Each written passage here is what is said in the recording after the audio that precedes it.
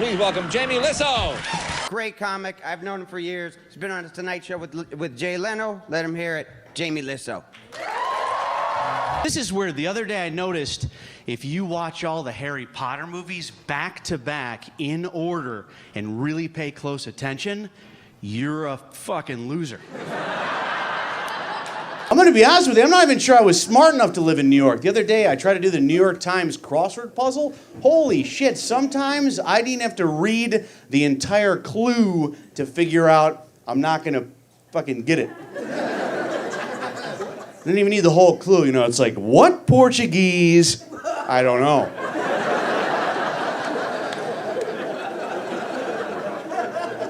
I don't know one Portuguese thing. I have a couple of kids back at the house, guys. Not in a weird way. I don't just have a couple of kids back at the house. That would be weird to admit that, you know. But I do. I have two kids at home, and sometimes people are like, Jamie, you have two kids. Do you have a favorite? Which is a ridiculous question, right? You know, obviously I do. You know what I mean? But I would never say anything, you know, because it's weird, because it's my neighbor's kid. Hey. Stormin' Normas! How about this Jamie Lissow over Look here? at that. Jamie, it is so good to see you again. You were here a while ago, but you're back home. You were here a while ago. I was. I come here once a year. Why did you bring me back so soon then? What was the point? To sell tickets. Okay, all right. How does it feel to be used? So you have answered my question. Yes. Thank you. Daddy, did you want some sugar and cream? No, I'll just take mine black, but thank you. And who wants some toast? I want some. Thank you. Daddy, did you want some toast? No, I'm trying to avoid carbs right now. What are you doing? I don't think you should lie to kids even when you're just playing. Just because kids are gullible doesn't mean they don't deserve to hear the truth. Dad, I made it myself. It's gluten-free. Is it organic? All right, I'll have the toast. Happy now, Jamie? Yes. Miranda makes the best toast. Oops, I gotta get this. Daddy, don't go play with me. But it's Santa Claus. It's Santa Claus? Tell Santa Claus that I'm a good girl. I will. I'll tell him right now. This is comedian Jamie Lissow, and whether you like it or not, you're listening to Fallen Hour Radio. Oh my God. Whether you like it or not. Huh? Oh my God, that's funny. I like that. You are now listening to Fallen Hour Radio.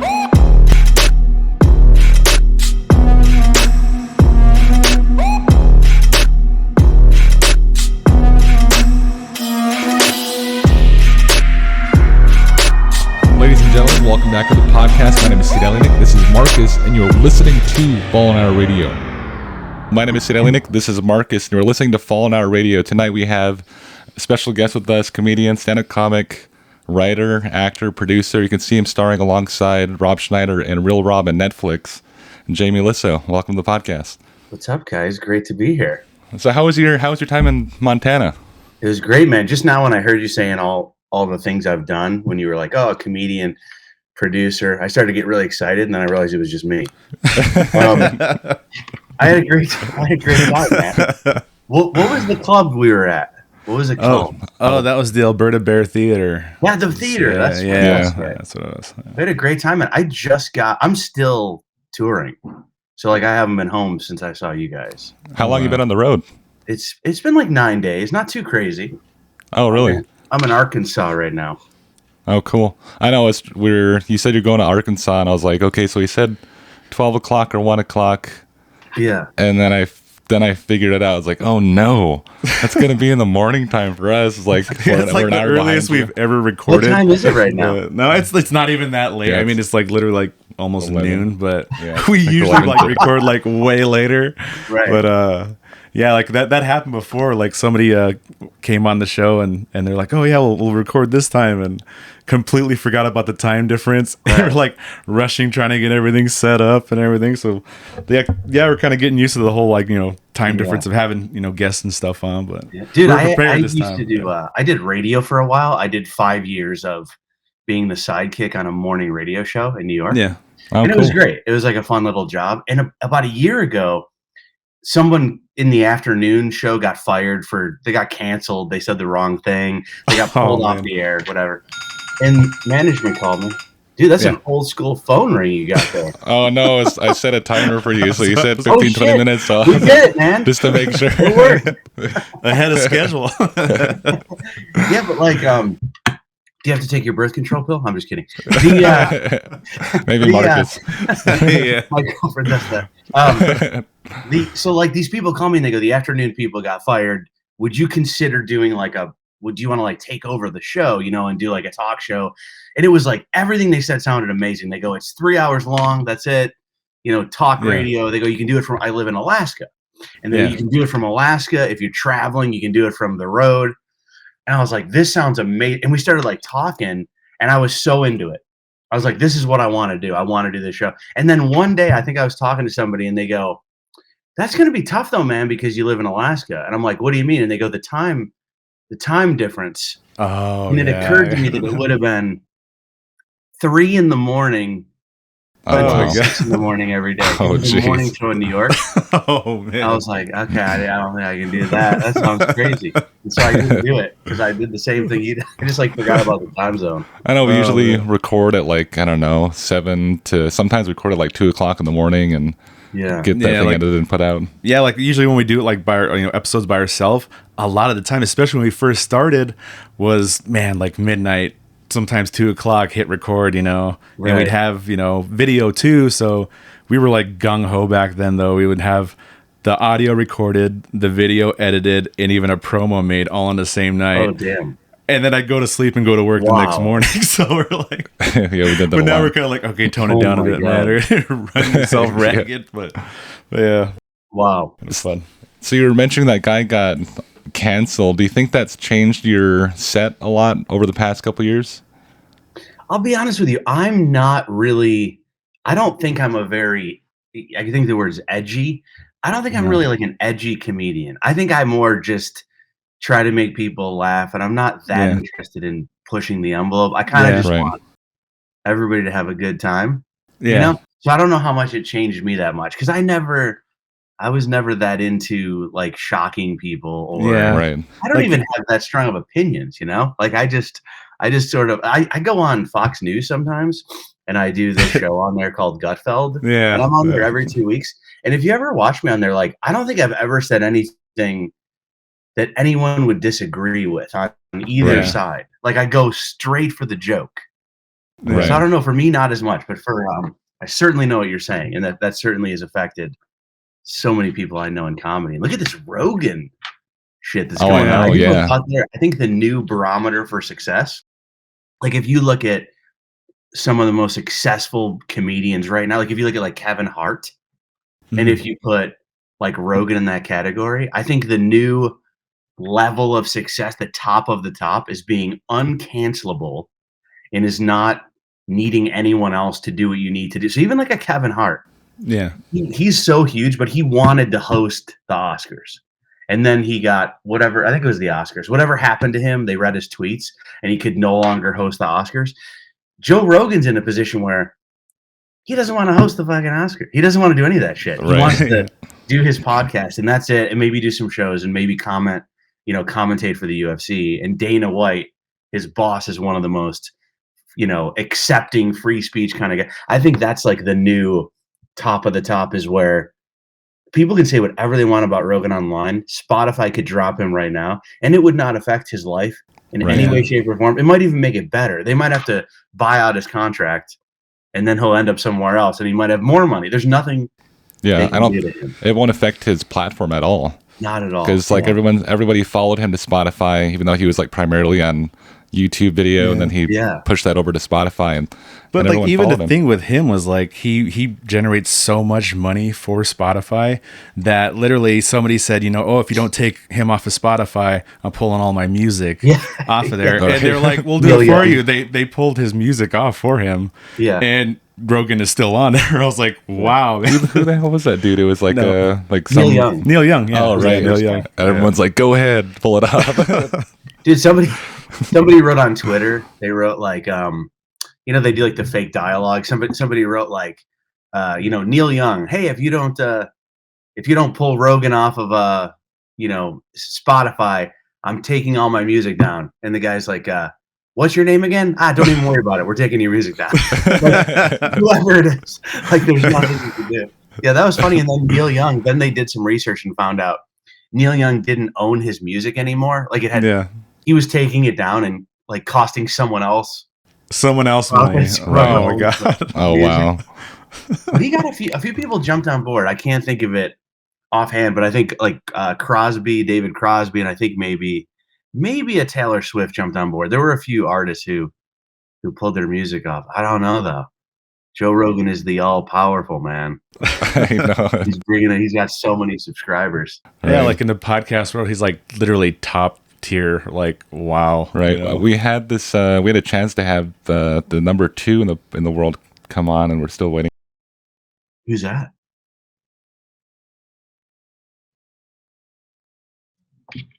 I just lost the audio. Maybe it's me.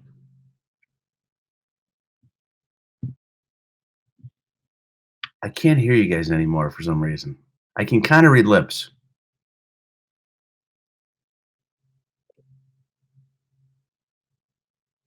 Are you guys playing an elaborate prank on me? Where you see my reaction to a...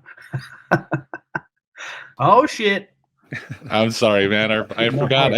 We have this interface, and I usually have a battery pack connected to it, but today I guess I didn't think of that. Yeah, I knew he was going to do something. I know, I always mess up something. He always tries to rush to forget one thing. I'm hoping it stays on because I got it connected to my computer, but I don't know if that will work, so we'll see. I thought I said something to offend you guys. You were just both silent. I was like, oh shit, what have I done? Thank God it was the battery. Man, we always have like hiccups, like no matter what, no matter how much we prepare. Like our first streaming, at least. Yeah, the first time we used this platform, we had she was a pretty big person, her ghost biker. Yeah, she has like her own shows and stuff, and she does like even like paranormal like research and all that, and even does like ghost hunts and that kind of thing. And we had her on the show, and her name's Miranda Young. They call her the ghost biker, and she came on, and I kept telling this guy, we'll be fine with just having a light set up and this and that, kind of light the background. And he wanted all the lights on to make sure, because we did not know how it was going to look on the screen, because we never used this before. And the second, he didn't even look at the screen. He just hit record, sat down, started talking. And literally all you could see was like our eyeballs. It was so bright. It's like so awful. Like kept trying to tell him like, look at the screen. Right. He just kept going with it, but we had to like edit it later. But it was horrible. It turned out okay. That's a lot of that happening. Yeah, well. So you co-star along with Rob Schneider on Real Rob, and we saw you in Billings, and I kind of like how you brand yourself as well with Rob Schneider, and always make sure like you reference Rob Schneider as your best friend. Is that like your plan? Is that how you like branded yourself? Yeah, man. It's funny if you look at. I've always been the guy. I've always been a guy behind a guy. Like even when I was on the radio, I was a sidekick. Someone else like shouldered the responsibility of the show, and I just made jokes. And then if you look at Rob's career, he kind of is a guy behind a guy or beside a guy. If you look at like Adam Sandler, and I've just always really been comfortable in the role of.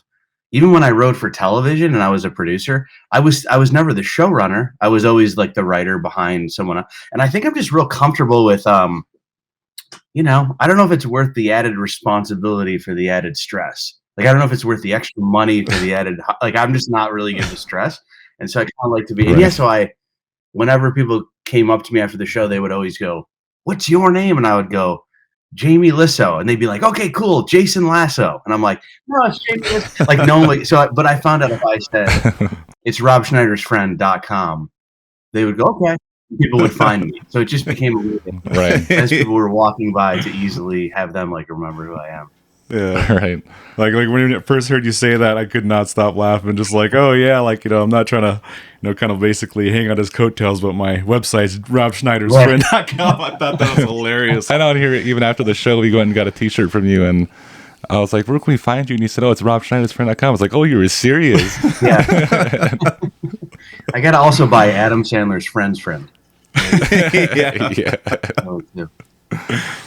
Here, you gave me your email, and I was telling Marcus, I was like, I've been trying to get a hold of this guy, and for some reason, like the way you wrote the @, looked like an E.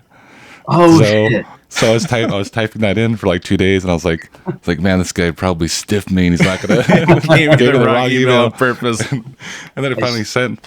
And I was happy about that. Stiffed you with my bad handwriting. Yeah.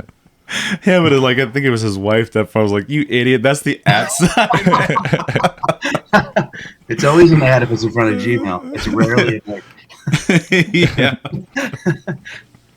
So when you meet people off, like when you get off the stage or they see you not starring in the show or watching you on TV, do they expect you to be funny all the time? Yeah, it's really rough. I would say I'm not that funny, I don't think, in real life.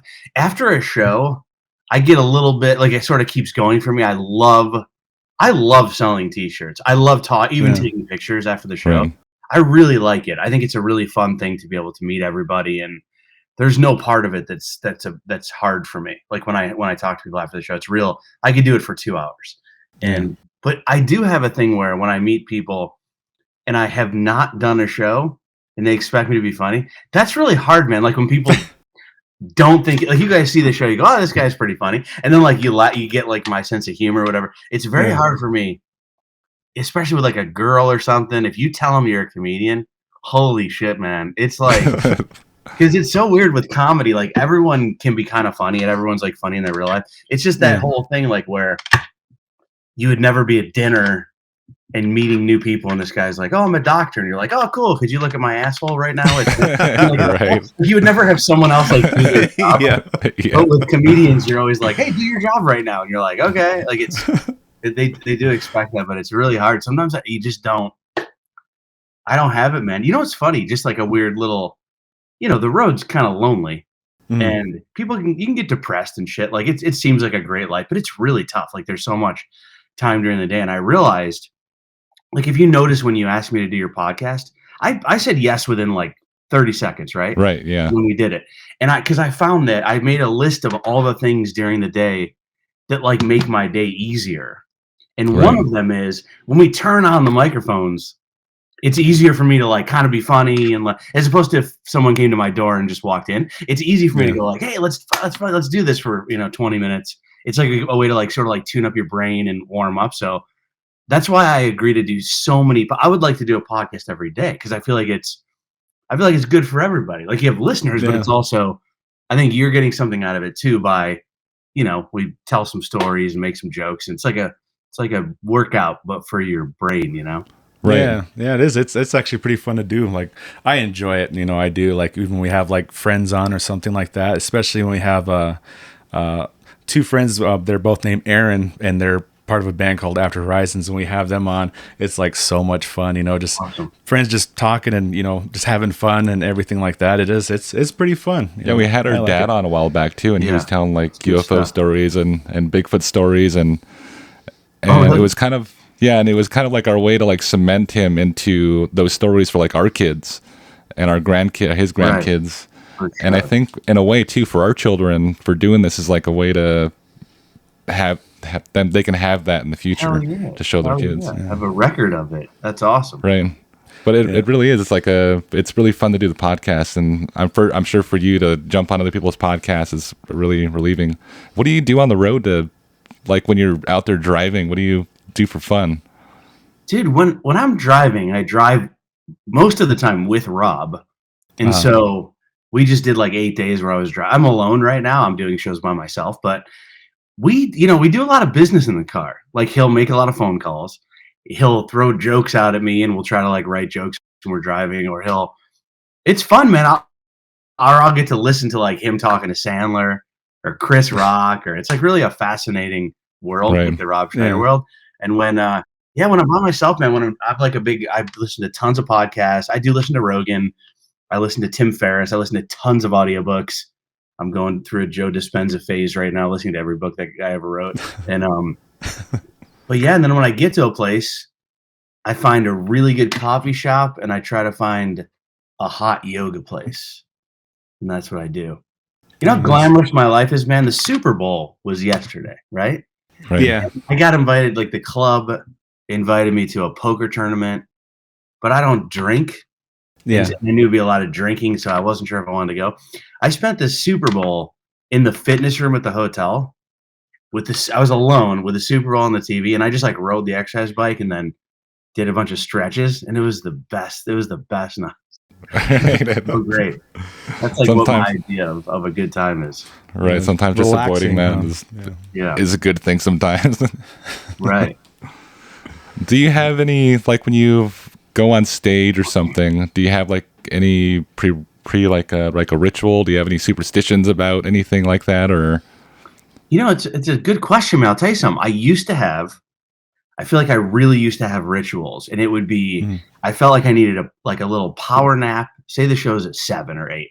I felt like I needed a 15-minute nap at 5 or 6, and then I needed to listen to an entire set from the week before. I would record all my sets, and I need to listen to the whole set and then sort of like go through my notes, and then I would always drink like this one kind of tea and then go, and I had like this crazy ritual. And if anything got interrupted, I was like, fuck. Like if someone interrupted my nap, I was like, oh, this show's going to be shitty. And then when I worked with Schneider, my routine goes out the window, right? I'm RobSchneiderFriend.com. I'm not important anymore. And so I do like whatever he wants. And so he likes to work out right before the shows. And so sometimes we're at the fitness room. It's 6:15 and the show's at 7. It's crazy. Like we'll work out till 6:40 and he'll go, okay, let's meet downstairs in 5 minutes. And you like quickly shower. And it kind of taught me that I don't think I really need a routine. Like this routine I was using that I thought was so important to a good set is completely irrelevant because now I have no routine and it's fine. And I'm on someone else's schedule. I realize that with writing too.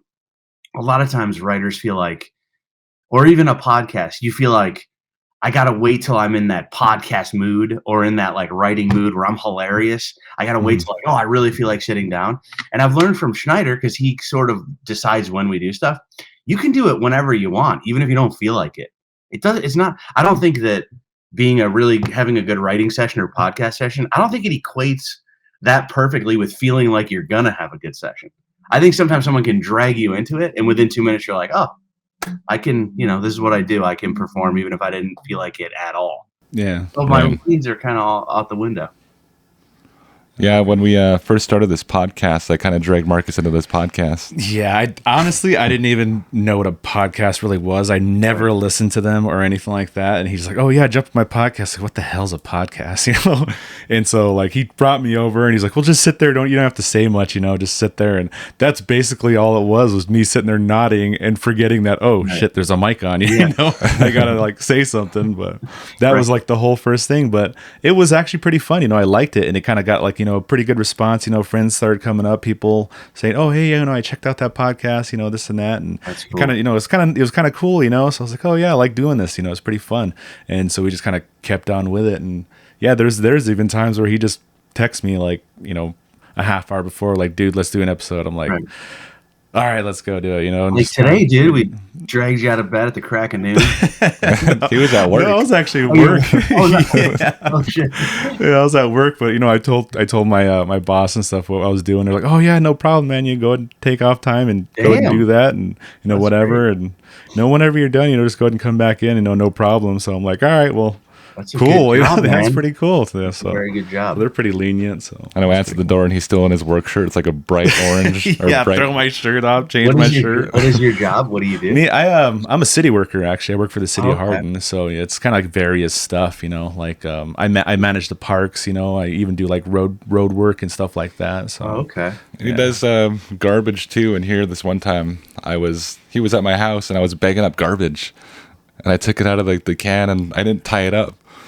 And I was walking out the door, and he's like, "Hey." He's like, "Tie that up." He's like, "I hate it when they do that." And I was like, "Oh man, I forgot we had a garbage man in the building." Yeah.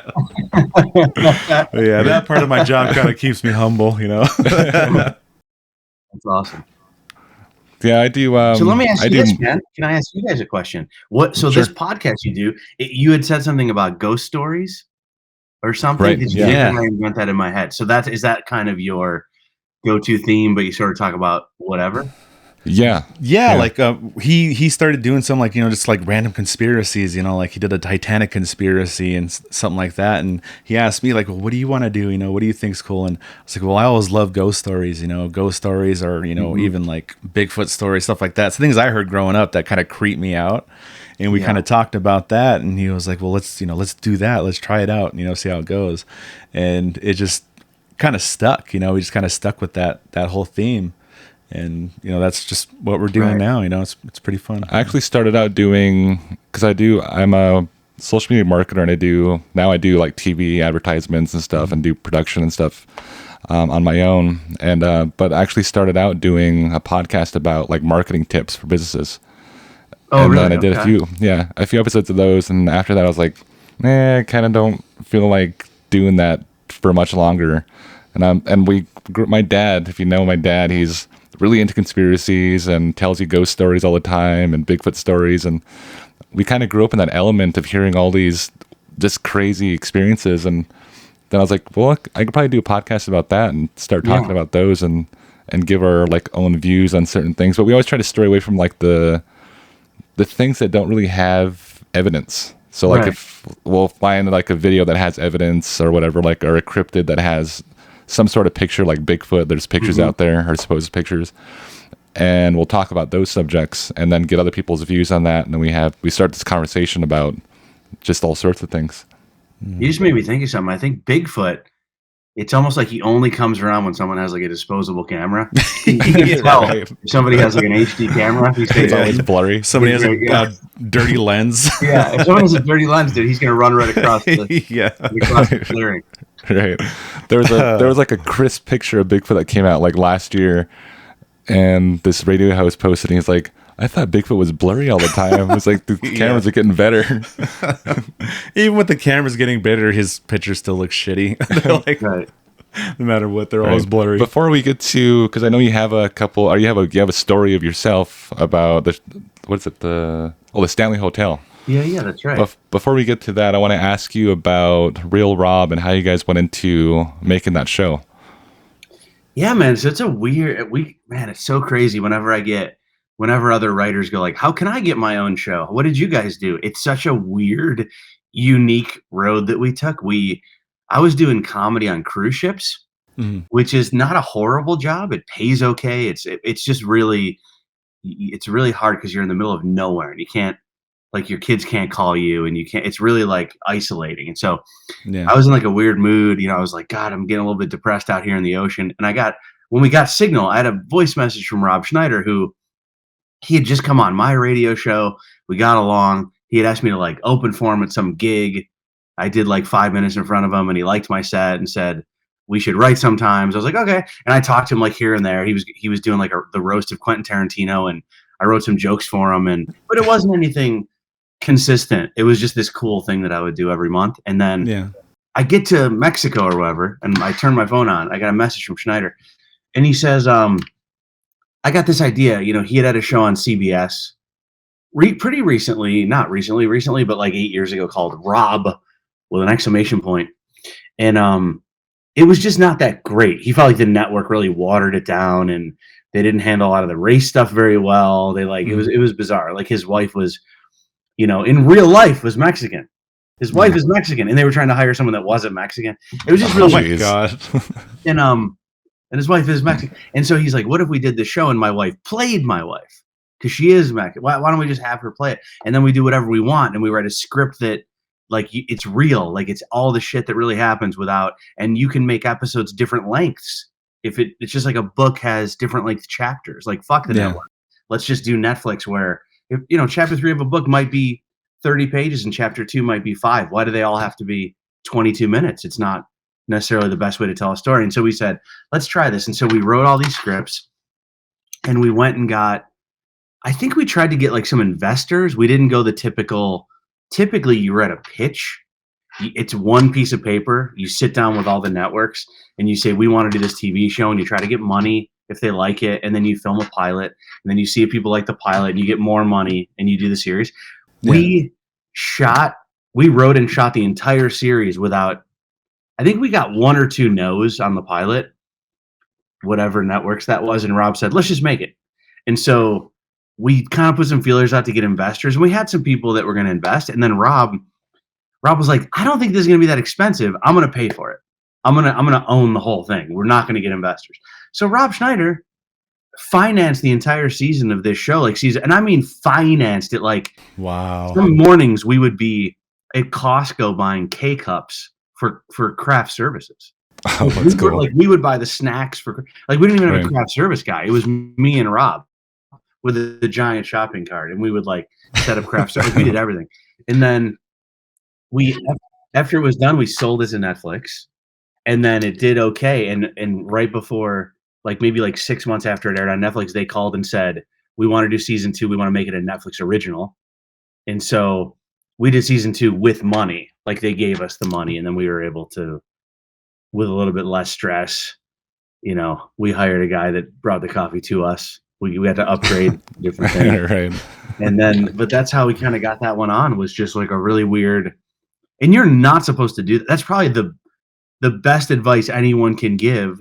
Not the best advice, but I think the most common advice is don't spend your own money and don't spend too much of your own time on a project. That's sort of your, some common advice you might get. If you're going to pitch a show, write a one sheet, see if anyone likes it first. Get money from people once they like it. Spend that just a little bit of time on the one sheet. But dude, there's stories everywhere where you do the wrong thing and you do the opposite. You spend $2 million and you might lose $2 million, but your show gets on Netflix. So I don't know. I don't know what the right thing to do is. So how much of that show was based on real events? Was any of those episodes based on things that actually happened? Oh yeah, man. So much of it is real. I don't know if you saw the episode where Rob tries to give me, I'm going to get acupuncture from this magical guy that's really good at it. Right. Find out the guy's retired or he died, and then Rob tries to do it himself. That is 99% true. Oh my God. That is there are lines in that episode that I took from, that his wife said to me. I put in the episode, and it was, dude, it's, you know what? So it's not even acupuncture. We changed it to acupuncture. Yeah. Do you know what cupping is? Oh, is that this with the hot they cups put on your back and on your skin and whatnot? Yeah, and so have you ever heard of this is making me laugh. Have you ever heard of cupping with extraction? Say that again. It's called cupping with extraction. It's cups that go on your body. Okay. But then there's a needle, and it extracts blood from your body.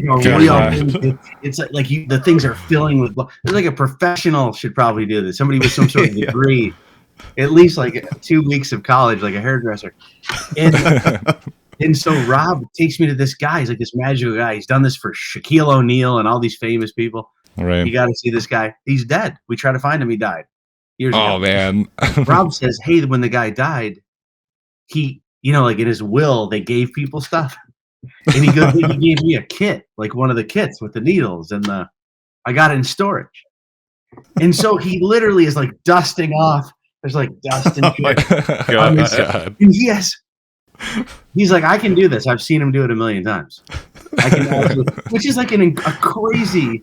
That is crazy logic. That's going oh, I've had my haircut a few times. I'll cut your hair. Okay. Going to the dentist again. Oh no, I got my tooth pulled before. Hand me those pliers. I know what I'm doing. I've seen the same logic. Oh, I've watched this guy pull teeth. And then his wife is I think her exact words were, I've gotten tattoos before, but I don't know how to give a tattoo. You can watch people. Right. And so she stopped him from doing that to me. But in the show, it's almost completely true, except for we actually let him do it. But I mean, that all happened. And he was about to do that to you. Yeah, dude, the episode where he, we have one episode called VIP Treatment. I think it's season 2, episode 4. Oh, yeah. And it's where Rob realizes there's levels to fame. And hanging out with someone famous is so crazy. I've seen him at 4:45 p.m. say, oh my God, I got to go to the DMV and get a new license.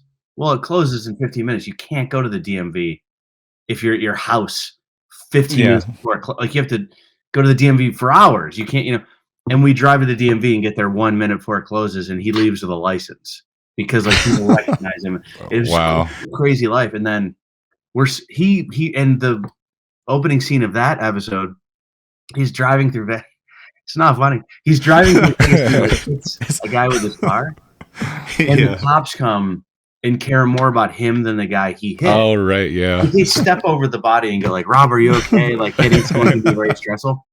That's 1,000,000% true. That absolutely happened. That was Did that really happen? Yes, that's 100% true. He hit a guy. The guy's okay. That didn't that happen in Vegas, wasn't it? When he hit a guy? Yeah. And that's 100% true.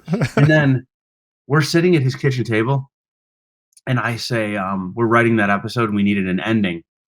And I said, wouldn't it be funny if at the end of this episode, somebody more famous than you turns you into the common person? So, like, I said, what if Spade comes in to the emergency room and he, like, cuts in front of you in line? And Rob picks up his phone, and I was new to the whole. I had only been working with Rob for a couple months, so like I'm still like starstruck. Rob goes, "Oh, okay," and he calls Spade, and he goes, "Hey, would you do?" He reads him the scene. He goes, "My friend Jamie wants to do this thing where you." And Spade goes, "Okay." And then 6 months later, just because I said his name, he's on set. I was like, "This is crazy." I should have said like Jesus Christ. I could have met anyone. Oh yeah, let me call him really quick. But it was so nuts, man. Like all these things, you could just come up with stuff, and then like 6 months later, you're like really filming it. It was so surreal. Yeah. Wow, that's insane. It's just funny that like it makes that show that much more funny knowing that like a lot of these things really happen. You know, I like one of my most favorite scenes. It gets me every time I see it. Is when you're putting on the bear suit. And, yeah, you're claustrophobic. And he's like slowly talking you into it. Yeah, and the second that zipper hits the top, you just flip out and start going nuts. That like literally kills me every time I see it, man. It's like grabbing you and kicking you down the stairs. He just tosses you. Dude, that was the first scene we ever filmed. That was like my first acting really ever. Oh my god, it was like the claustrophobic thing. Yeah, where he's saying, I remember we wrote that like on the set. We wrote the thing about claustrophobia, the gayest of all phobias. Like that thing, that was like a last second write-in. That is like honestly so hilarious. Then you get pulled over at the end, and your bear suit smells like booze, and cops pulling you out of the car. But yeah, man. Are you like planning on doing like any more acting or anything like that? Because you are like really so good at it, man. It's like hilarious. You're like one of the like funniest part of the show, man, is like you just being like this goofy assistant that's just, you know, can't do anything right, and he's always getting like the shit end of the stick, and it's like so funny. Like do you plan on like continuing like acting? Dude, I do, but it is a hard. It's of all the things I do, like I guess I write and I do stand up and I do punch up and I also do acting. It's the hardest one as far as getting like really good gigs like that. Like that's like to get a recurring role on a series like that. It took me being friends with Rob, a guy quitting. I just happened to be. It's all like these weird things that happen to get that role. But man, it is of all the things. It's my absolute favorite. Thank you for saying that, because it is like it's my favorite thing to do, to the point where I've been talking to some guys about doing something like really low key, just like we're talking on a podcast to get like some out there. I want to do something. I don't care if it's on my Instagram. Like I sort of want to like write a little series and a mini, just because it's so rewarding and so fun. It's hard. Like I'll get auditions for like gigantic things, which is great. But I think like in the meantime, I want to do something that I have kind of control over, just like we did with Real Rob. I'd love to do something where I like write a little script and just do it just for the love of acting. Because man, I miss it so much sometimes when I don't get to do it. Because you were just kind of thrown into it, right? You weren't like, you didn't have no experience acting or. Oh no, man. I was not. I had like they gave me a role, and it was this role of like Rob's opener on the road, and then I was in like 2 episodes, and then I made the decision to cut those scenes. I was reading the script and I thought, I don't think we need Rob doing stand-up in this show. It seems like it doesn't help the story in any way. I think we should cut it. And so we cut it, and then I'm like, holy fuck, I just cut myself out of the show. Like I was going for like the good of the programming, and then I realized I cut my part out of like, what am I doing? My own shit. But it was the right call. But I was like, oh my God, what have I done? And then like I think it was 2 weeks before we started shooting, we had some actor that was going to play Rob's assistant, and he got a movie and he bailed out. And then This is a true story, and it sounds crazy. It sounds like I'm lying or making a joke. I'm at Rob's house, and I'm making tea. Everybody wants a tea, and so I'm like making teas. And then Rob and his wife are at the table, and they're kind of brainstorming about losing this actor. What do? We got to film in a week. Who's going to? And Rob says, who's going to play my assistant? We need someone to play my assistant. And as he says that, I bring over 2 cups of tea. And I'm like, need any sugar or cream or anything? And then I walk away, and Rob's like, hey, you read for this part. And I'm like, okay. And so no nerves, no like, oh, you have an audition Thursday at 4, you got to wear whatever. I'm just wearing. Yeah. I sit down, I go, what do I do? He goes, do this scene with me. Okay. I open it up, and I'm like, yeah, dude, you have no idea how much stuff I do for you. I did I'm almost pretty sure I did that. And we just do the first scene, and he's like, okay, change the guy's name to Jamie, and you're doing this role. And I'm like, okay. And so I like just go with the flow. Just kind of going with it. And then like they go somewhere, like they leave the house, and I'm at the computer and I'm changing the guy's name to Jamie, and I'm like, did I just fucking get a role in this? Am I in a sitcom? And so I like told my mom, I'm like, I think I'm in a sitcom. You know that show I wrote for? I go, I think I'm in it now. And she's like, what? Yeah. And I go, yeah, I don't know what's happening. And I called my wife at the time, and it was nuts. It just happened like so. It's like, Mom, I made it, huh? That kind of phone call. No time to get nervous. Like no time to even think about it. It's like, oh, okay. That's crazy. How much do you think you relate to the real Rob Jamie? A little bit, man. A little bit. And sometimes I think Rob thinks the show is real, and I'm really his assistant. Starts asking you to do random things. Oh, dude, I swear to God, you'll see me carrying his bags sometimes, and I don't mind. Like we went to CBS yesterday, and he wanted like nail clippers, and we pull up. He's like, "Can you stop at a CBS for some nail clippers?" Yeah. We pull into CBS, and he's like, "Yeah, so just get like a small pair." And I'm like, I'm the guy that gets the clippers. You're just But then I realized he's not doing it to treat you like an assistant. He's having you run in because if Rob Schneider goes into CBS, it might take an hour to get out. Because people will want pictures. It's crazy. So I do a lot of stuff for him, but he does a lot of shit for me too. We just have like a weird symbiotic relationship. I open for him, and this is a gig that so many people want, like that I get to open for Rob. It's the greatest gig in the world, and so I think because we're friends and we help each other out and stuff, that's why he continues to give me the slots, you know. But there's some truth in there, man. I feel like an idiot sometimes. What did I just do that I feel really stupid? I just did something that I felt so dumb. I wish I could remember. It was so embarrassing. Dude, I do that Fox News show where I go on and I talk about. I probably shouldn't say this out loud, but I talk about like the stories of the day. I don't know if you've ever heard of the show, but it's called GUTFELD. It's on Fox News. It's like the least political of all their shows, but there's some and it gets like 2.3 million viewers last time I was on. It's like a show. And so I get these topics at noon, and it's like, oh, you're going to have to talk about Biden said something about the South African countries, and there's new vaccine mandate. You guys, I don't fucking know what they're talking. I don't know what they're talking about. So I have to not only write jokes, I have to figure out like what they're talking about. So I have to research the story to get a baseline knowledge of like what we're even talking about, and then I have to do these jokes and sort of like pretend I feel like I'm almost at times pretending I'm smarter than I am because I've just researched all these things. Like people will message me like in my family and go, "Man, I had no idea you knew all about like all this stuff," and I was like, "Yeah, I didn't at 11. I read about it at 12. I did the show at 4. I'll forget as soon as we stop filming." So sometimes I feel like I feel like an imposter. Do we do that constantly with this? Oh, man, I know. Half the time we don't even know what the hell it's about. He just give me a subject, okay, and I just research it in a day and come on and talk about like I've known it all my life. So like we do that too, man. Yeah. Sound like a professional at nothing we have no idea about. Well, there's one thing I wanted to ask you about is, I guess it wouldn't be politics, but it's the United States putting out UFO footage. Do you have any thoughts on that? I was excited about it. I mean, I was like fascinated by it. Are you a believer?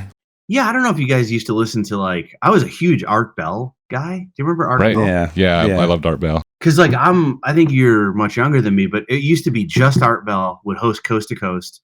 There was no satellite radio. There were no cell phones when I used to do comedy, and so I would listen to the only station that came in strong was Art Bell. You could drive from New York to L.A. and almost when you lost it, you could find it at every city in the whole country. And then it went to like whatever George Norrie and I don't remember who the new guy is, but yeah, man, I've always been a believer that there's so much space out there that something else has to be. I've always been. There has to be something.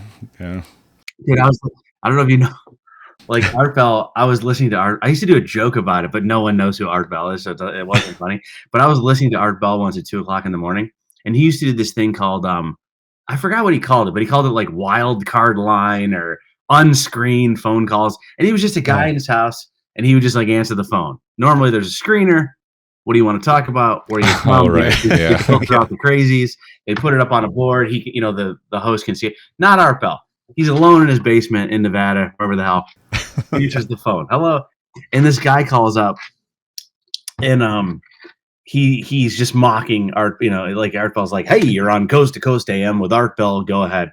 And the guy's like, "Yeah, dude, I'm having breakfast with a ghost right now. Yeah, man, they're real." And he just like makes fun of Art Bell, and Art Bell hangs up the phone and he goes, "Listen, guys, I don't appreciate that. I don't appreciate the insults, the joke. I do unscreened calls here because I have a show and I know the content can sometimes be strange, but we take it seriously. And this is a show that we take seriously, and I would appreciate it so I can continue to do unscreened calls. I would appreciate it if everyone take this a little bit more seriously."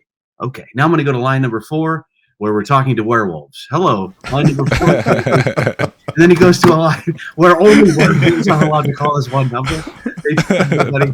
Come on, this is serious. God. Just a second, there's a werewolf on line 3. But yeah, I've always. Oh my God. But is it not crazy that they released that footage? Dude, and not to get political, but isn't the UFO thing, there's a few similarities to what's happening as we get information from the government about vaccines or COVID, right. Things that are absolutely conspiracy theory 10 years later are absolute facts verified by the government, and everyone they mock saying there's aliens. Well, that guy wasn't crazy. Like, they were fucking lying to you. Right. Yeah, like literally the entire time they're saying, can't talk to you about that, or we can't talk about that, or no, that's not real. And all of a sudden, mid-COVID, they're like, this is a real UFO, and everybody's like, it's like don't even give a shit. Like, yeah, I remember telling them it's the perfect time to do it when everybody's freaking out about something else, and put out aliens are real or UFOs are real, and no one cares. It's the perfect time. Like, if there's ever an active earthquake, that's when you tell your girlfriend you've been cheating on her. You got to make sure something else is going on. It's fine. Whatever you did is fine. No repercussions after this. Right. We're gonna die anyway. Yeah. Yeah, it's kind of strange though, because they're putting out some crazy videos like all the time now, and the more you see these UFOs coming out, it's like making you think that maybe they are kind of misleading you from something, or maybe they're take your attention off of it. Right, take your attention off of it, or they're trying to put out these UFOs in a time of all this COVID stuff happening, saying like, okay, so we're finally going to acknowledge UFOs in a time where everyone's paying attention to something else. Mm-hmm. It does seem like so many ways, like so many different like ways that this could be, a tactic or something like that, and it's just, I don't know, man. It was kind of weird that they actually chose that time to do it, but like a part of me kind of felt like maybe it's because somebody put that out, saying, this is real and everything like that, and they're just kind of like confirming it, but they never really confirmed anything like that before, which made it really interesting, Do you believe they're alien, or do you believe like they're another country? Like, where do you stand on that? I just kind of believe they're alien, and I don't think I'm that well read on the subject. I watched. Did you see that documentary? The one that was called like Close Encounters of the Fifth Kind or something? Have you seen that one? It's on Amazon. On Prime? It's something, yeah. It's a good one, right? Like, it's really good. And when I started watching it, everything kind of made sense. The most interesting thing to me was how if the government and other governments, if we can view alien life and UFOs as an enemy, if we can reframe them as an enemy, we can get all the money we want because it's in the name of defense and defending and so like it makes it really easy to do this earthly thing of like get this money and be greedy. And the whole thing, the thing about, they said UFO abductions, like anyone with a story of UFO abductions, that really happened, but it was our government giving someone an abduction story, like giving them that experience, so they would then go around and say these things about. I just thought that was so. To me, it's so believable to me, and so possible that we would do something like that. Yeah, this is a subject me and him argue about constantly. I know. At first, Marcus was a believer of aliens, and then now he's like, no, aliens are a plant growing on another planet or something. I'm like, hold on a second. You don't believe in the little I don't want to. I'm like, man, I don't want to believe that. There's something like humanoid out there that's human-like that can fly this craft. And it's like way beyond our technology, and like I told him, like, man, I want to believe that it's government, and these are just their crafts or their tech that they're testing and stuff like that, but every now and then I see something, I'm like, man, a person can't fly that. They would literally turn into mush at that speed. So what if it's like a drone or something? So I was trying to think that it's like more so government or military, and he's always arguing that, no, it's an alien. It's his answer for everything. I love aliens, but they scare the hell out of me. Like I'll do like a binge on YouTube for like an hour about aliens, and then I have to have my wife walk me outside to throw away the garbage. Isn't there some comfort though that if we're to say these crafts are built by someone more intelligent, we could then say they probably could destroy us if they wanted to. I feel like there's something to be said for. Yeah. It seems like if they exist, that they're friendly. Have you heard the stories about? It might have been in that documentary where someone's about to launch nuclear missiles and they suddenly don't work, and this has happened more than once after like some sort of weird UFO sighting. The nuclear missiles don't launch. I got to get some. Oh right, yeah. There's like sightings, and I think I forgot he was a political figure. And anyways, he was talking about how they're seeing these UFOs coming along to the silos and shutting down their missile systems. Yes. And that's scary. I didn't talk to him about this yet, but there's actually documents of like where they're testing nuclear bombs and stuff like that. There was UFO sightings afterwards. So there's a theory that maybe they were testing them so many times because they were trying to lure these UFOs in. Oh shit! Yeah. Interesting. And like I thought that was really really interesting, and we were gonna do an episode like on USOs and UFOs and stuff, and I thought I'd tell him then, but that's one thing I thought was really interesting. I've never heard that before till like last week, I think, is when I came across that, and I thought that was pretty interesting. We were actually gonna do an episode on Christopher Columbus's journals because he has a UFO sighting. Really? Yeah, and he talks about actually. Yeah, and it talks about one coming out of the water, and it has lights all around it. Oh, damn.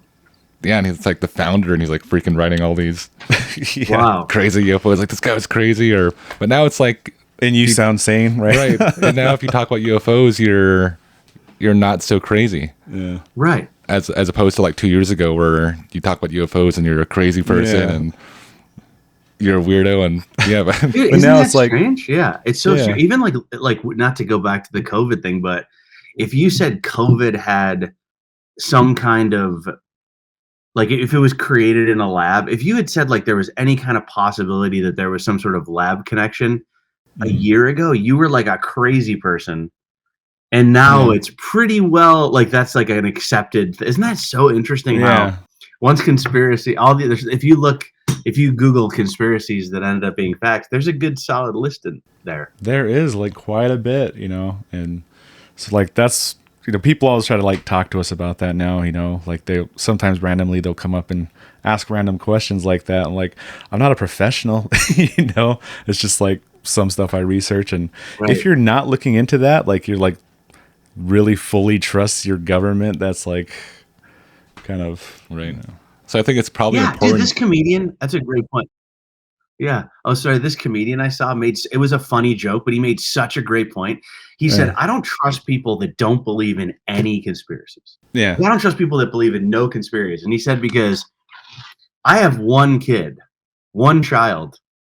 I lie to that motherfucker all the time. I don't tell him the truth about it. Imagine if you had millions of kids like us. Yeah. But you have to tell a couple lies to keep shit in order. Right. I was like, wow. Yeah, I guess that makes sense. It's funny, but they're like, wow, there's a lot of truth to that joke. Yeah. That's what makes it funny.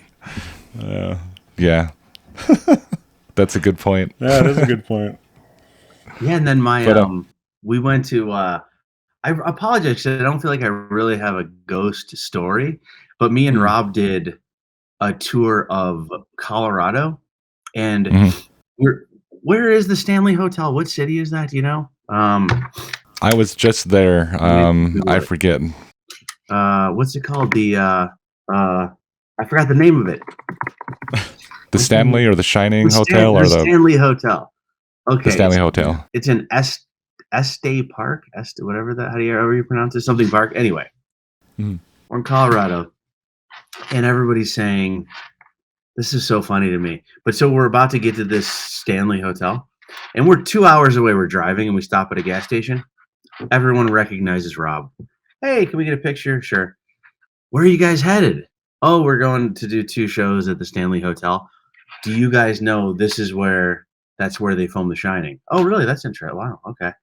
We drive a little farther. We stop to get a snack or something. Oh, it's Rob Schneider. Hey, where are you guys headed? Oh, we're headed to the Stanley Hotel. Hey, did you guys know that's where they filmed The Shining? Like, we get it. Like, just everyone's telling us. Like, 30-year-old kids are like, do you know that's where they filmed The Shining? Yeah, we got it. Like, everyone, we get it. And just everyone was telling us. And then so I thought I did a joke on stage there that I can never do again. I love when there's a joke that only can live for one night. And I did a joke that night where I said, I go, hey, the Stanley Hotel. And I go, did you guys know this is the place where they shot the guy that kept fucking telling people this is where they shot? Oh my God. It just lives for one night. And then what's funny is I thought it was really interesting. And I go, and then we heard that Stephen King wrote The Shining. Okay, so like I go to the manager. Is this where they filmed The Shining? He goes, no, it's a rumor. I go, what? 100 people and one child just told me this is where it's a rumor. And he goes, yeah, it was like Stephen King stayed here and he wrote The Shining. And I'm like, really? Okay.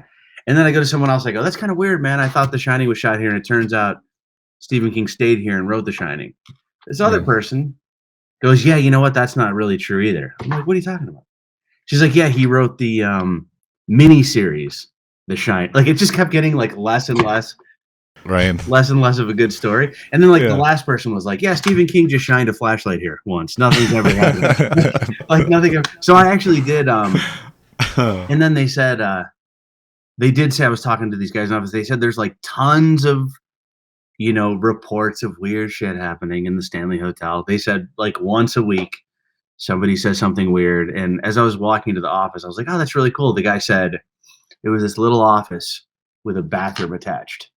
And I had to pee. So I go, can I use the bathroom? And the guy goes, I got to warn you, of all the rooms in this hotel, this one is the most haunted. There's been more reports of weird activity in this room than any other one in the entire grounds. And I go, that's cool.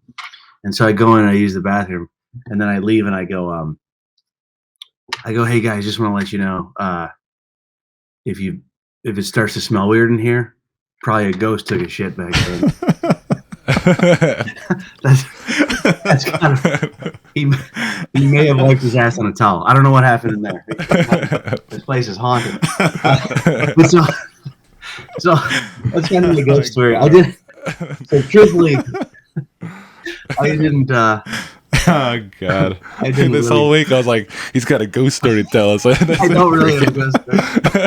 I didn't really see anything that they did say. A lot of that's stupid. I think that was like way better than an actual ghost story, dude. I'm so sorry. I wish I had more details, but the only weird UFO thing was I was driving down a street once in the middle of the night. And I was really tired. And I saw like a crazy sunset, and I was driving.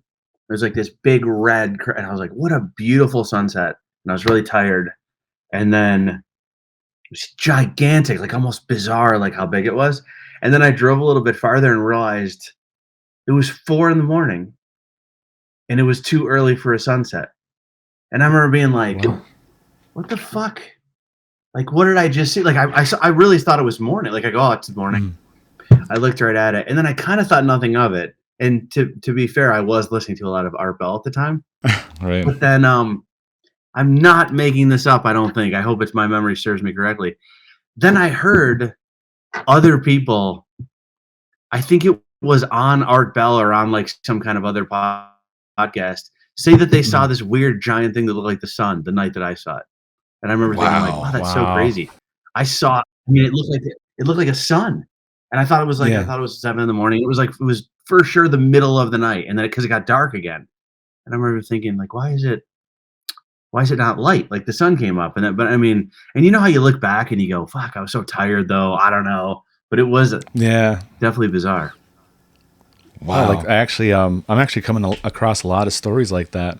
Really? Literally, like, yeah. And somebody told me a story like that a couple of months ago out in, like, he was staying out, like, out of town. And this is like a farm town, so there's no lights out there or anything. And he said the exact same thing. Like, he looked out, like, into the field and stuff, and he said he saw something that was glowing kind of reddish orange. He said it looked like the sun, he said. Wow, that's exactly. And he said it was out there for a long time. And he said it also started changing shape, which was, kind of odd. And I was like, well, wow. He told me that, and I was like, wow, that's pretty crazy, like, hearing a story like that. And then his girlfriend walked up and literally told me the exact same thing. She saw it too. Really? So I was like, well, yeah, so more than one person saw the same exact thing. And he was kind of freaked out. He said, I was literally sitting there with my shotgun, like, watching this thing because it kind of creeped him out. He didn't know what the hell it was. He said, I was sitting there with my shotgun for a couple hours, like, I'm not taking my eyes off this field because I don't know what the hell that was, And he literally said they sat there till the sun started coming up.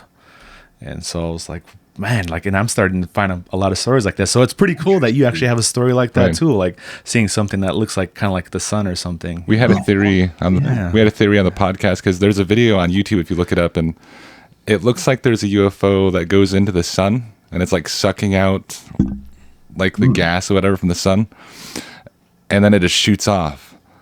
And I was like, well, what if? Because there was a UFO sighting in Japan, and there's this airline pilot. And he said he can feel heat coming from this UFO. And it's nighttime. And our theory was, and maybe this happens too with the brightness, is what if them pulling that power from the sun makes them like bright or warm and things like that. Right. Yeah, and I have no other explanation for like seeing what I saw. Like at first I thought it might have been the end of my crack pipe glowing. I remember I was no, I had no crack. Yeah, I have no explanation. Yeah, that's an interesting theory. Yeah, it could be like an energy. Well, I don't want to hold you too long. I don't know how much time you got, but yeah, and I probably had a couple more minutes, but it's been fun talking to you guys. Yeah, we went over. I know you said like 15, 20 minutes. So I was like, okay, that'd probably work too, but you stayed longer than 15 minutes. Oh yeah, man. I always say 15 is funny in case it's really shitty and I have to that's what I was thinking. I was telling him, I was like, he said 15, 20 minutes. Like, he probably thinks we're going to be douchebags or something. Oh, no. I just always, no, I've actually never had a bad experience, but I have had, you also, honestly, it's not really why, but sometimes I have calls or whatever, and I'm like, shit, I got to go jump on. But I got nothing important coming in, so it was perfect. Oh, okay, cool. And I was looking up on your YouTube or like your other interviews, and I was like, well, it's kind of averaging like 15, 20 minutes, but I noticed that some of those interviews weren't as like engaging or something. And then I told this guy, I was like, well, he's probably like trying to fill it out and see how well we do the conversation or talk say to him 15, 20 minutes. Okay, I got to run now, that kind of thing. He does that, man. Yeah, I love a podcast. I'm not a huge fan of. My least favorite thing is television interviews. My God, like when you're on morning news in a town because the time constraints and did you guys see Don't Look Up? I have not. I've been wanting to see it. I want to watch it. I heard about it. You guys are gonna love Don't Look Up. From what I know of you, it's you need to see Don't Look. It sort of talks about a few of the things we talked about, like whether it's cover-ups or the truth or what might come into telling people the truth or reasons to. It's so freaking good. It's incredible. But they do a morning radio thing on there where, you know, I don't want to spoil anything, even though it's part of the big plot, but they do a thing where scientists are on to reveal a very important thing. And the morning show people, it's a morning show format. And so there's not even enough time to ask them questions about it. And they just make dumb jokes and then like go to commercial. And that's what it's like for real though. It's hard. Like someone goes like, what's it like to work with Rob Schneider? I have to give like a succinct, like, you know, sound bite. And then we move on. You can't, you know, like there's no way to explain how we did real Rob in 7 seconds. Like you can't elaborate or anything. They like rush you through it and things like that. Yeah, almost like you kind of have your answers ready, almost like scripted. Is that how it is? You know what? Yeah, you're like I do now because so many people ask the same things. Like what was it like doing the Tonight Show? Like what was it like meeting Jay Leno? So I have like these answers I give, and they're like the most uninspired. I try to like come up with new stuff, but sometimes when I get that same question, I'm just like, okay, I have my 5-second answer, you know, and you just but on a podcast it's different. That's one thing we wanted to avoid. Is I was looking at your other interviews, like I don't want to repeat the same thing and have them do the same little. Good, man, it was great. I really, that was great. So you got to make it different, but yeah, I was watching the reviews on that, and they're talking about how like the media as a whole like misleads. And we did this podcast a while back about all these news stations saying the exact same thing, like the same script. And like it's not like even real, not like real journalism anymore. It's like literally they gave them all the same script saying, you know, say this is important to your town and this and that and, you know, whatever. And how, what fake news was, you know, how, what's the word I'm looking for? Like how bad it can be, I guess. Yeah. And it literally, somebody found that like even these small radio stations and stuff were all saying the same things as these big ones. And it was like all, you know, in sync. And it's just so kind of creepy that like when they put all these videos together, it's like they're all saying the same exact thing in, you know, unison. It's just, it's like, wow, it kind of like really blows your mind. And I, you know, did some research and found out a lot of these, even the small news stations and stuff like that, are all owned under this big umbrella corporation. So I was like, okay, so that makes sense now, you know? So. Yeah, and it's like weird phrases you've never heard before. And now everyone's saying the same weird phrase about a story. It's really bizarre. Yeah. I just listened to, what's it, you remember like 1984 by George Orwell? I just listened to the audiobook a couple of weeks ago. It's mind blowing. Like I read that 20 years ago. I can't even believe how much stuff in there is kind of happening. It's crazy. It's wild. Yeah, it's funny. Like he's talking about like the president and like the media and things like that, and it's all coming true now. Yeah, it's wild. Right, am I thinking about the right book? I think so. Yeah. Okay. There's one part there's one hilarious part where someone is on stage talking to all the people, explaining how they're at war with like Eurasia, this country they're at war with, and we hate them and all this stuff. And then as they're talking in their earpiece, they get intel that like, we're not going to be at war with them anymore. We're going to be at war with these other people. And instead of like stopping and going, hey everybody, this is crazy. Like we're not at war with these people. We're at war with these people. The guy he just replaces the word Eurasia with the new country they're at war with and just keeps talking. And he's like, yeah, so anyway, we're going to, you know, Russia, and everyone's like, and then they just keep talking and they just all believe it's a different country now. Like they don't even bother like really like cleverly lying anymore. You just get a new word and everyone will jump on board eventually. And I don't trust, I don't take anything at face value anymore with just all the stuff that's been going on. And right, you got to do your own research and look around yourself. Yeah. Isn't it funny though that people say, you know, I'm vaccinated and stuff. I have the vaccine and everything. But isn't it funny how when you hear like a Joe Rogan bring up even like counterpoints to getting a vaccine, I'm vaccinated. I'm not against it at all. Someone will say, like when you go to a doctor and they go, you have cancer, they'll go like, dude, you have to get a second opinion, get a third opinion. Let's find out what these.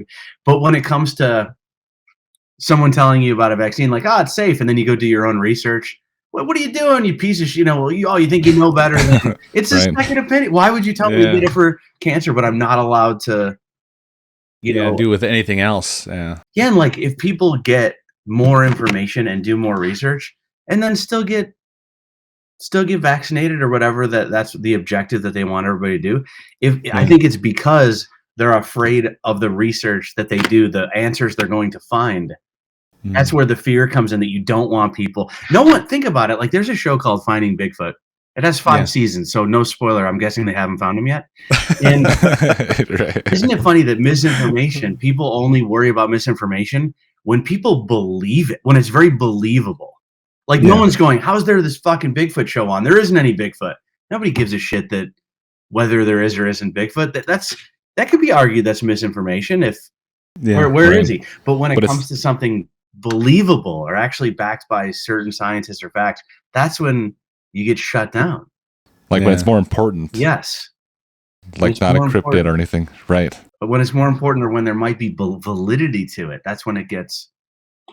Oh, so I saw the Onion, whatever that newspaper is. There's some political version of the Onion. I don't even know what it's called, but the other day they released a fake article that said Americans are now only allowed to hear misinformation directly from the CDC.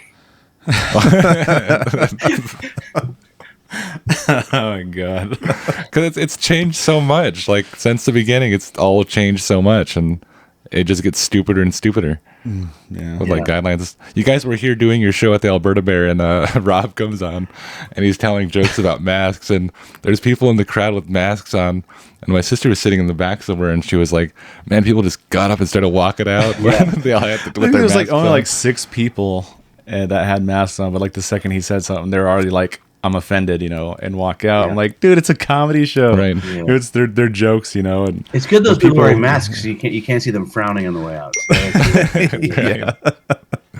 But like, it's like, it just seems like, a lot of people are getting more sensitive about things like that. Like, even just, jokes or, bits in movies and stuff like that.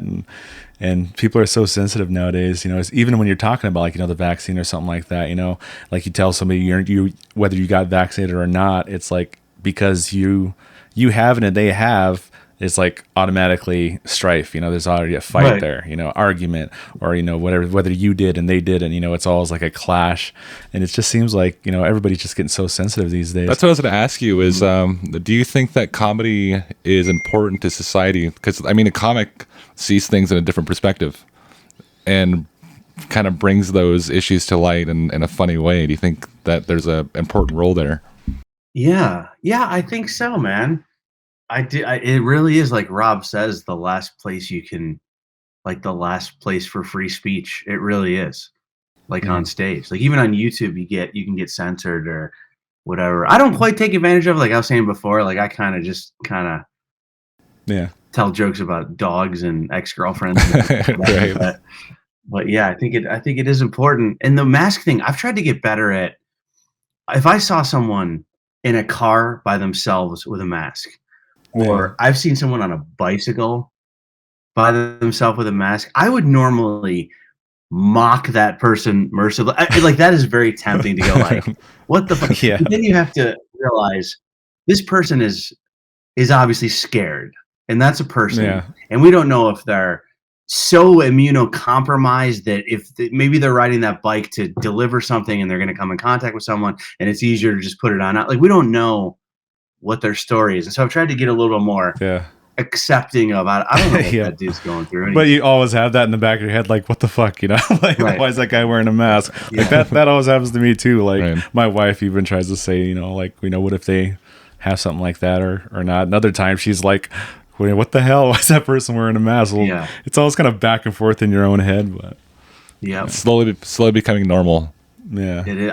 I get bummed because my kids are like, the newest research says that like if you wear the good mask, if you wear one of the 95s or whatever, you're almost completely, you don't need to care what anyone else does.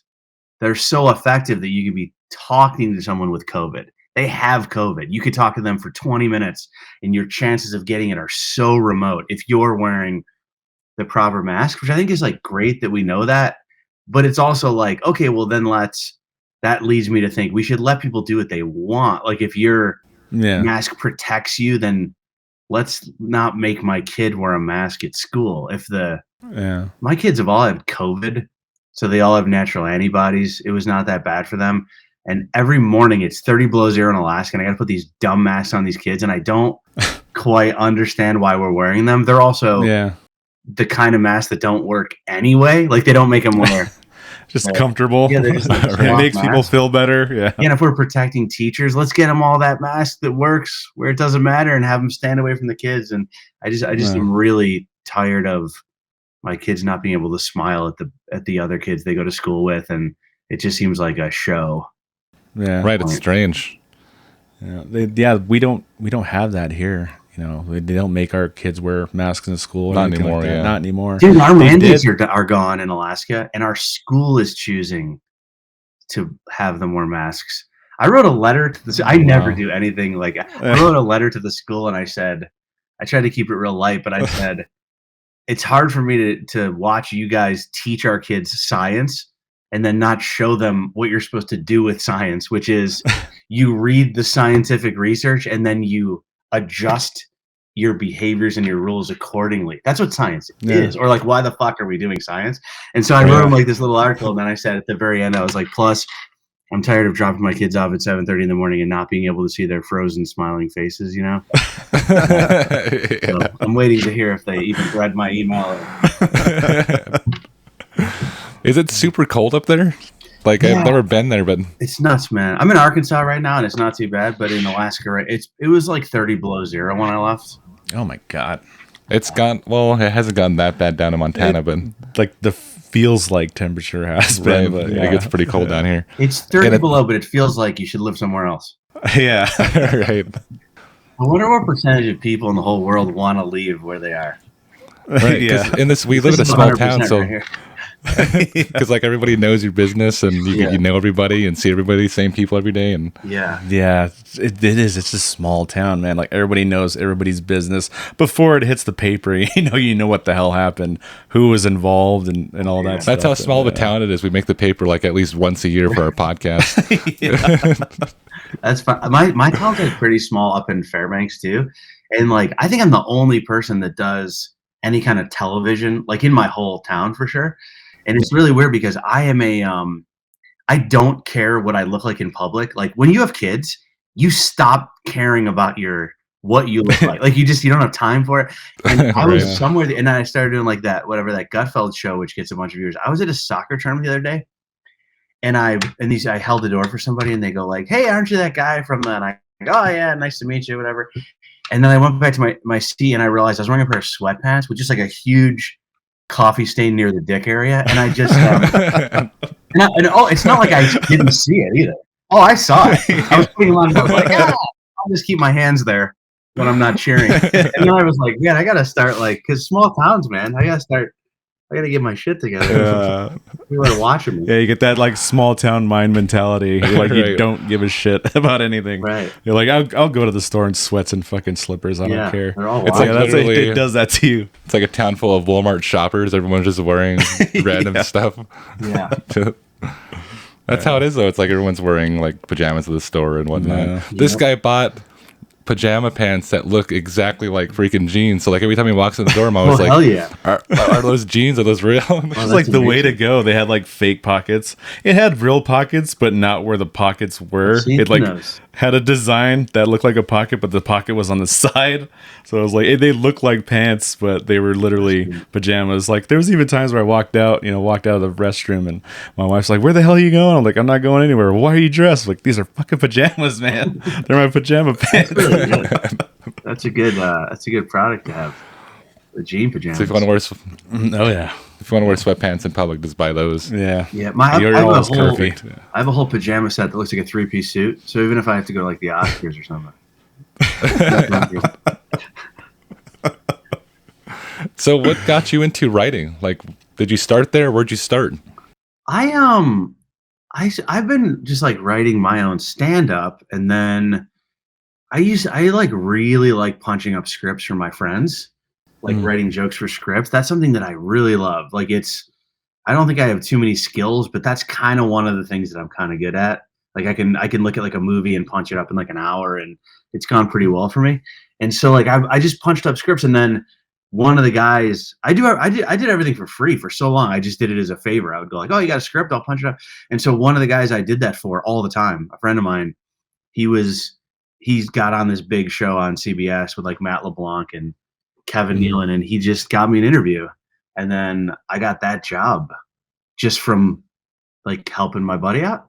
I got the interview, and then it sort of built from there. And then like the Rob thing, it's just like acting, like someone telling you, "Hey, you got this job writing," and you're like, "Okay, I've never done that before, but I guess I was up late reading books on that." Every job I've ever had has been like I got hired to write a movie, and I don't know how to write a movie, but like every job I've ever had is I get hired to write a movie. And I remember the guy even saying like, yeah, we usually use what's the guy's name he wrote a book called Save the Cat, Blake Snyder, I think his name is. He goes, yeah, man, why don't you write like a rough draft and give us like a Blake Snyder type of thing? And I was like, yeah, dude, I'll have that Blake Snyder thing.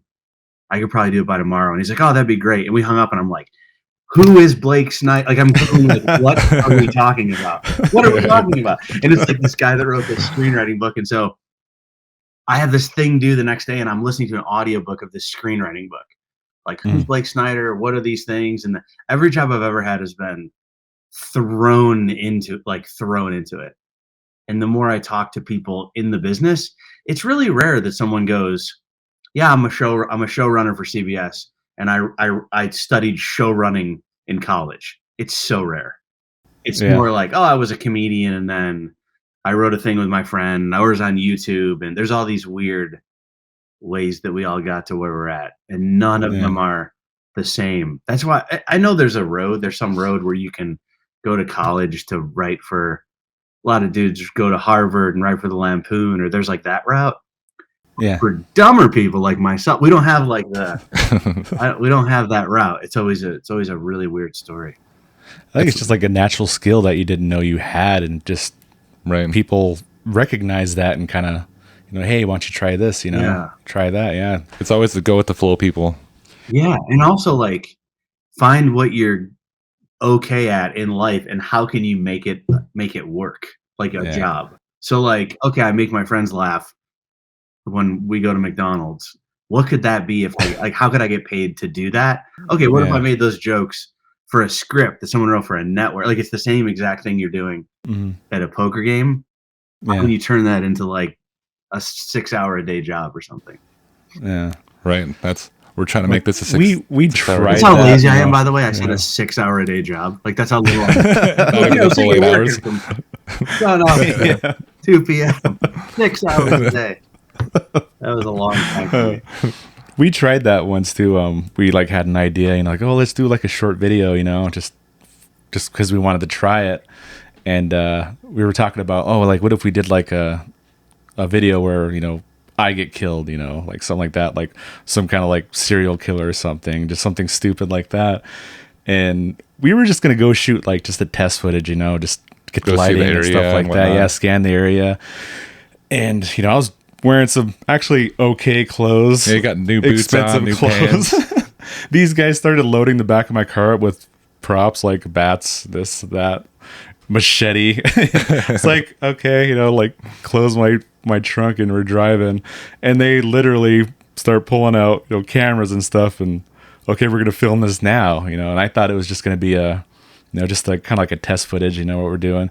These assholes put it out as like literally like a couple of minutes of me driving, something goes wrong with my car, I'm like trying to fix my car, and I see a guy wearing a mask, and he just starts chasing me through the woods.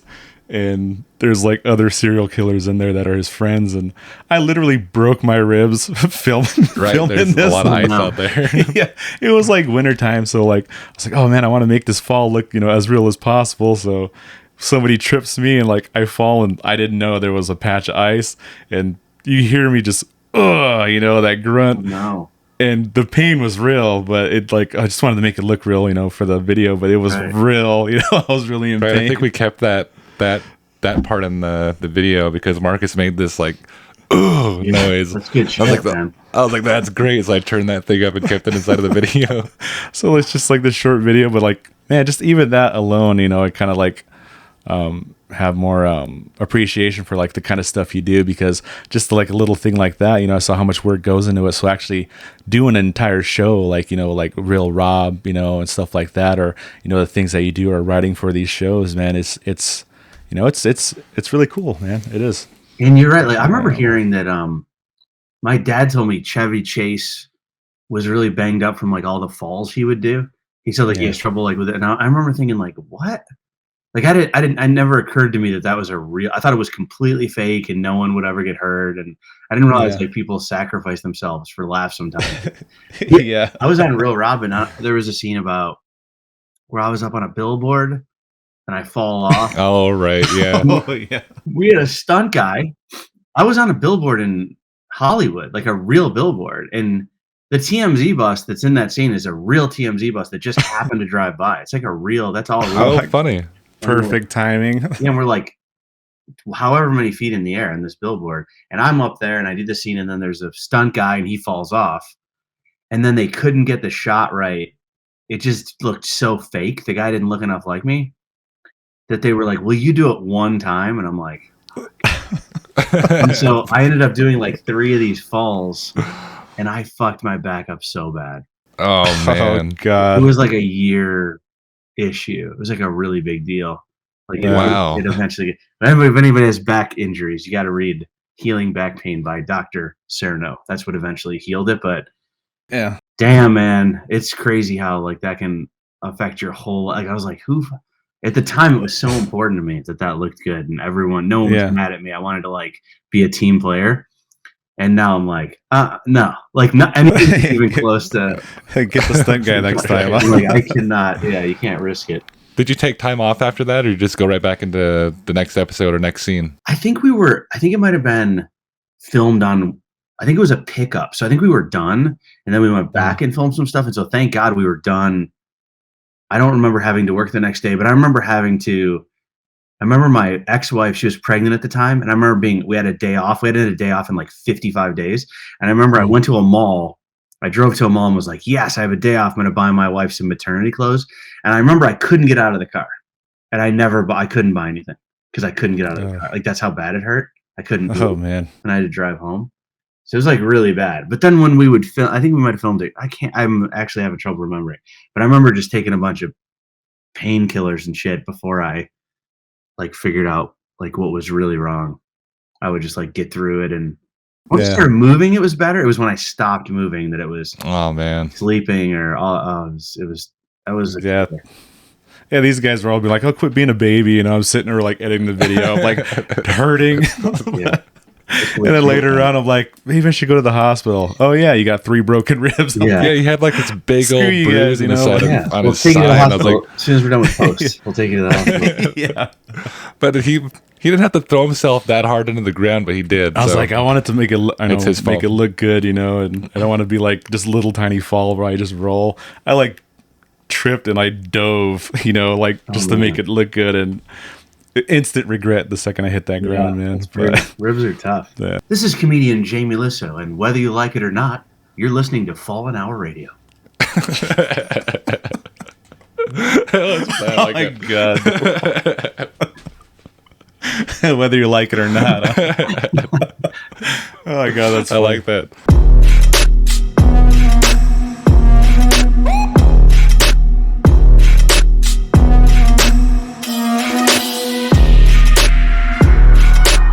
Ladies and gentlemen, welcome back to the podcast. My name is Stanley. This is Marcus, and you're listening to Fallen Hour Radio.